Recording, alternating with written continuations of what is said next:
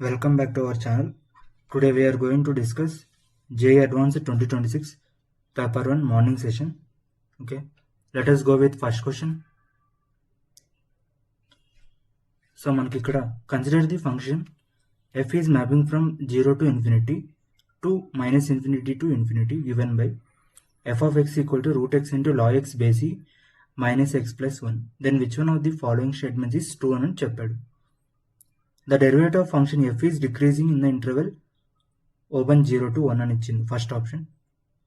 Okay, B వచ్చేసి the function f has local maximum at some point a belongs to 0 to infinity. C వచ్చేసి the function f has local minimum at some point b belongs to 0 to infinity అని ఇచ్చాడు. D వచ్చేసి the function f has neither a point of local maximum nor a point of local minimum in interval open 0 to infinity అని ఇచ్చినాము. First మనం B option check చేద్దాం. ఇక్కడ చూసుకుంటే మనకు ఫంక్షన్కి first derivative of the function కనుక్కుందాం. ఎఫ్ డాష్ ఆఫ్ ఎక్స్ వచ్చేసి ఇక్కడ యూవీ రూల్ అప్లై చేస్తే 1/2 root x into log x base plus 1/x into root x minus 1 వస్తుంది. ఎఫ్ డాష్ ఆఫ్ ఎక్స్ వచ్చేసి ఫైనల్గా సింప్లిఫై చేసిన తర్వాత lawn x base plus 2 minus 2 root x by 2 root X వస్తుంది అనమాట. ఇక్కడ F dash of x equal to 0 A points చూస్తే మనకి ఎక్స్ ఈక్వల్ టు 1 ఒకటి వస్తుంది అనమాట. అప్పుడు 1 వచ్చేసి క్రిటికల్ పాయింట్. ఇప్పుడు మనం ఎక్స్ బిలాంగ్స్ టు 0 టు 1లో చూస్తే సో ఏ వాల్యూ పెట్టినా f dash of x less than 0 కాబట్టి సో ఎఫ్ ఆఫ్ ఎక్స్ ఏమవుతుంది, డిక్రీజింగ్. ఓకే, 0 to 1లో f of x is completely decreasing. So మనం అది ఎలా చెప్తామంటే some hit and trial value పెట్టి చూస్తాం అనమాట. For x belongs to 1 to ఇన్ఫినిటీలో చూస్తే సమ్ ఎక్స్ ఈక్వల్ టు 2 అని తీసుకున్నాం అనుకోండి. అప్పుడు F dash of X negative వచ్చింది ఇక్కడ మనకి. So F dash of X negative వచ్చింది కాబట్టి ఎఫ్ ఆఫ్ ఎక్స్ అనేది 1 to ఇన్ఫినిటీలో కూడా డిక్రీజింగ్ అనమాట. సో అప్పుడు ఫంక్షన్కి లోకల్ మినిమా లేదు, లోకల్ మ్యాక్సిమా లేదు, completely decreasing in 0 to infinity అనమాట. సో మనకి function has neither a point of local maxima nor a point of local minima in interval open 0 to infinity. So first option చూస్తే మనకి the derivative of function f is decreasing in open 0 to 1 ఇచ్చింది అనమాట. So మనం G of x equal to f dash of x అనుకుంటే G of x decreasing in open 0 to 1 అన్నాడు. So మనం అది ఎలా తెలుసుకోవాలి, జీ డాష్ ఆఫ్ ఎక్స్ అనుకొని 0 to 1లో ఇంక్రీజింగా డిక్రీజింగా అని చెక్ చేయాలన్నమాట. జీ డాష్ ఆఫ్ ఎక్స్ కనుక్కుంటే జీ డాష్ ఆఫ్ ఎక్స్ వచ్చేసి f double dash of x. So G dash of x equal to మనం f dash of x already కనుక్కున్నాం ఇక్కడ పైన. F dash of x equal to ln x base plus 2 minus 2 root x by 2 root x వచ్చింది. So నేను G dash of x అంటే f double dash of x అనమాట. F double dash of x కనుక్కుంటే నాకు ఫైనల్గా మొత్తానికి ఇక్కడ minus ln x బేసీ బై 4x పవర్ 3/2 వచ్చింది. So x belongs to 0 to 1లో చూసాం అనుకోండి, లాన్ ఎక్స్ అనేది నెగిటివ్ అనమాట. లాన్ ఎక్స్ నెగిటివ్ అయితే టోటల్ వాల్యూ అనేది ఏమైంది, ఇక్కడ పాజిటివ్ అయింది. సో జీ ఆఫ్ ఎక్స్ ఏంటి, ఇక్కడ ఇంక్రీజింగ్ ఇన్ ఓపెన్ 0,1 అనమాట. ఓకే, సో ఇక్కడ ఆప్షన్ డి కరెక్ట్ అనమాట. F has neither a point of local maxima nor a point of local minima in the interval open 0 to infinity.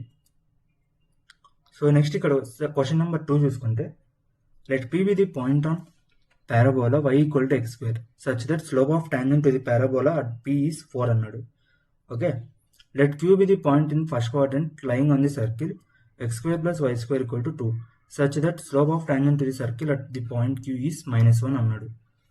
Let R be the point in the first quadrant lying on the ellipse x square plus 4y square equal to 8 such that slope of tangent to the ellipse at point R is -1/2. Then radius of circle passing through point P, Q, and R అన్నాడు. Okay, first మనం ఇక్కడ P be the point on parabola y equal to x square అన్నాడు కదా. Slope of tangent to the parabola at point P ఎంత అన్నాడు, 4 అన్నాడు. అంటే dy/dx equal to 4. dy/dx అంటే 2x. 2x ఈక్వల్ టు 4 అంటే x ఈక్వల్ టు 2 అనమాట. Same second దాంట్లో చూస్తే Q be the point lying on the first quadrant అన్నాడు. Slope of tangent to the circle at point Q వచ్చేసి -1 అనమాట. So 2x + 2y × dy/dx = 0 కదా. So అక్కడి నుంచి నాకు dy/dx = -x/y వచ్చింది. వాడు -x/y = -1 అన్నాడు. అంటే అప్పుడు x = y అనే లైన్ మీద q అనే పాయింట్ ఉంది. సో x = y ఇక్కడ సబ్స్టిట్యూట్ చేస్తే 2x² = 2 కదా. సో అప్పుడు నీకు x = 1 వచ్చింది. x = 1 అంటే y = 1, ఎందుకంటే పాయింట్ q వచ్చేసి ఫస్ట్ క్వాడ్రంట్లో ఉందని చెప్పిండు. RB the point in the first quadrant again, lying on the ellipse to x² + 4y² = 8. మళ్ళీ డిఫరెన్షియేట్ చేస్తే both sides 2x + 8y × dy/dx = 0 వచ్చింది. ఓకే, అప్పుడు నాకు dy/dx ఏమొచ్చింది? -x/2y వచ్చింది. ఆ వాల్యూ వచ్చేసి -1/2 ఇచ్చింది. ఓకే, అప్పుడు మళ్ళీ r అనే పాయింట్ కూడా y = x అనే లైన్ మీద అని తెలిసింది. మళ్ళీ y = x ఇక్కడ సబ్స్టిట్యూట్ చేస్తే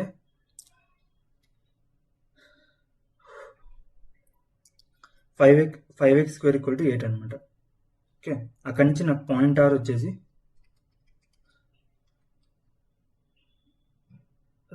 ఇక్కడ మనకి x = 2y అనే లైన్ మీద వస్తుంది డిఫరెన్షియేట్ చేస్తే. సో నాకు ఇక అప్పుడు x = 2y ఇక్కడ పెడితే 8y² = 8 వచ్చింది. అప్పుడు నాకు y వాల్యూ 1 వచ్చింది. x = 2, y = 1. పాయింట్ r వచ్చేసి 2,1. సో నేను ఇక్కడ 1,1, 2,1 ఒకే లైన్ ఉందంటే ఇప్పుడు మళ్ళీ ఇక్కడ 2,4 ఉంది. ఓకే, ఈ 3 ఏం చేస్తున్నాయి? రైట్ యాంగిల్ ట్రయాంగిల్ ఫామ్ చేస్తున్నాయి. కదా. ఇప్పుడు రైట్ యాంగిల్ ట్రయాంగిల్కి సర్కంసెంటర్ ఎక్కడ ఉంటుంది? Mid point of hypotenuse. Okay, నాకు మిడ్ పాయింట్ ఆఫ్ హైపోటెనస్ వచ్చేసి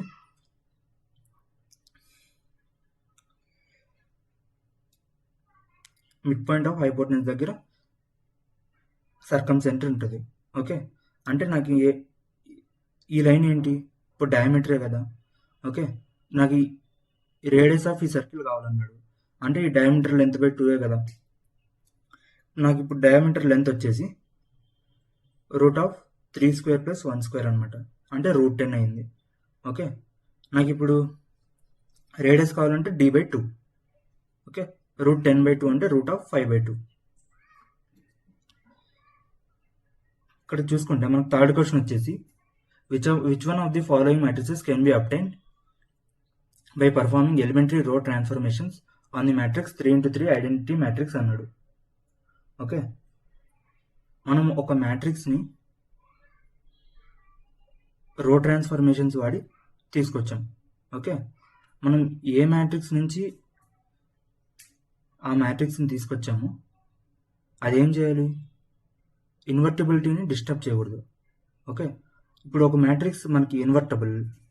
ఓకే, ఇన్వర్టబుల్ అయితే మనం రో ఆపరేషన్స్ పర్ఫామ్ చేసి ఆ మ్యాట్రిక్స్ మీద ఇంకో మ్యాట్రిక్స్ తెచ్చినప్పుడు ఆ మ్యాట్రిక్స్ కూడా ఇన్వర్టబులే అవ్వాలి, నాన్ ఇన్వర్టబుల్ అవ్వకూడదు.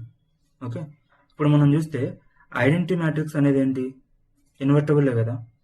ఓకే, మనకి రిజల్టింగ్ వచ్చే మనం రో ట్రాన్స్ఫర్మేషన్స్ వాడి రిజల్టింగ్ వచ్చే మ్యాట్రిక్స్ కూడా ఏమవ్వాలి? ఇన్వర్టబుల్ అవ్వాలి. అంటే దాని డెట్ 0 కాకూడదు. ఇక్కడ ఈ మ్యాట్రిక్స్ చూసామనుకో, ఆప్షన్ ఏ, దీని డెట్ ఏంటి? 0నే కదా. ఇప్పుడు సెకండ్ మ్యాట్రిక్స్ చూసామనుకో, ఆప్షన్ బి, నాకు డెట్ వాల్యూ వచ్చేసి -2 వచ్చింది. ఇది నాన్ సింగులర్ మ్యాట్రిక్స్. అంటే ఐడెంటిటీ మ్యాట్రిక్స్ ద్వారా ఈ మ్యాట్రిక్స్ని తీసుకొని రావచ్చు రో ట్రాన్స్ఫర్మేషన్స్ వాడి. ఓకే, ఇప్పుడు ఈ మ్యాట్రిక్స్ చూసామనుకో, థర్డ్ మ్యాట్రిక్స్, దీని డెట్ వాల్యూ అనుకుంటే కూడా నాకు 0 వచ్చింది. సో ఆప్షన్ సి కూడా రాంగ్ అనమాట. ఇప్పుడు ఆప్షన్ డి చూసామనుకోండి, ఈ మ్యాట్రిక్స్ డెట్ చూసినా నాకు ఇక్కడ 0 వచ్చింది. సో ఆప్షన్ కూడా రాంగ్. మనకు ఆప్షన్ బి కరెక్ట్ అనమాట, ఎందుకంటే ఇది నాన్ సింగులర్. ఇప్పుడు నేను ఫోర్త్ క్వశ్చన్ వద్దాం. Considering only the principal values of the inverse trigonometric functions, the value of cot inverse of cot of -11 plus 10 sin of 2 cos inverse of 1/√2 plus 10 sin of 2 tan inverse of 2 value అడిగింది అనమాట. First మనం ఇక్కడ చూసాం అనుకోండి, cos inverse of 1/√2 అంటే 5/4, 2 into pi by 4 అంటే pi by 2 ఇక్కడ 10 into sine pi by 2 అంటే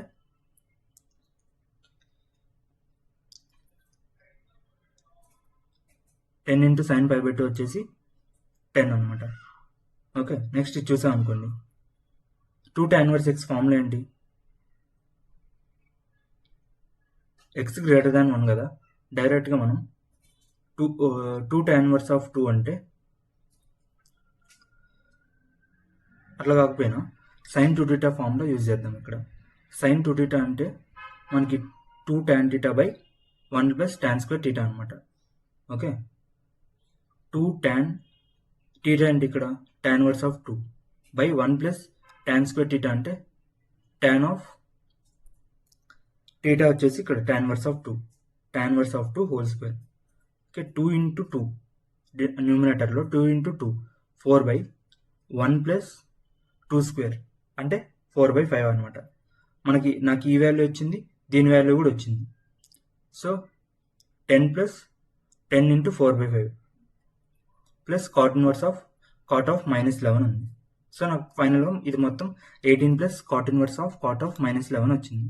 నేను ఇప్పుడు cot inverse of cot x graph గీయాలన్నమాట. ఓకే, ఇట్లా చూసుకుంటే మీకు cot inverse of cot x graph వచ్చేసి ఇది. ఓకే, మైనస్ పై పెట్టినప్పుడు 0, 0 పెట్టినప్పుడు ఎక్స్, 0 పెట్టినప్పుడు పై. సిమిలర్గా అట్లా గీసుకుంటే మన graph X equal to minus 11 వచ్చేసి ఈ లైన్ మీద ఉందన్నమాట. -7π/2 -4π మధ్యలో ఉంది కదా, అదే 3π నుంచి -4π మధ్యలో ఉంది కాబట్టి ఈ లైన్ మీద ఉంటుంది అనమాట ఎక్స్ ఈక్వల్ టు -11 అనేది. సో ఎక్స్ ఈక్వల్ టు -11 పెడితే వై ఎంత వచ్చింది మనకు? 4π - 11 అనమాట. సో ఫైనల్ వాల్యూ వచ్చేసి 18 ప్లస్ 4π - 11. సో టోటల్గా 4π + 7 అనమాట. ఓకే, మిగతా సొల్యూషన్స్ అని నెక్స్ట్ వీడియోలో డిస్కస్ చేద్దాం. Thank you for watching. Until now, thank you.